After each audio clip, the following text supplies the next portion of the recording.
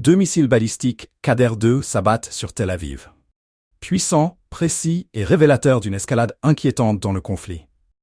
Le Hezbollah, bras armé au sud du Liban, frappe fort, très fort. Inspiré par la technologie iranienne ou issu de développements locaux, ces missiles marquent un tournant décisif dans les tensions régionales. Abonnez-vous et partagez cette vidéo pour rester informé de chaque rebondissement. Les images dévoilées par le Hezbollah ne laissent aucun doute.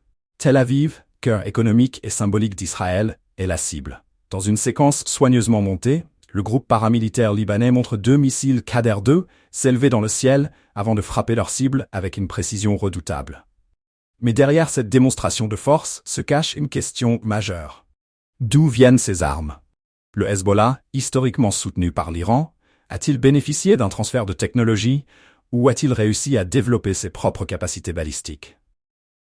Le Qader-2 est décrit comme plus puissant et plus précis que ses prédécesseurs. Selon des analystes militaires, ce missile serait capable de parcourir une distance considérable tout en restant particulièrement difficile à intercepter.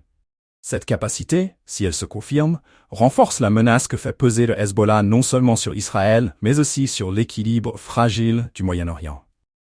Le groupe libanais, souvent perçu comme une extension des ambitions iraniennes dans la région, montre ici qu'il pourrait être bien plus autonome qu'on ne le pensait. Le moment choisi pour cette démonstration n'est pas anodin.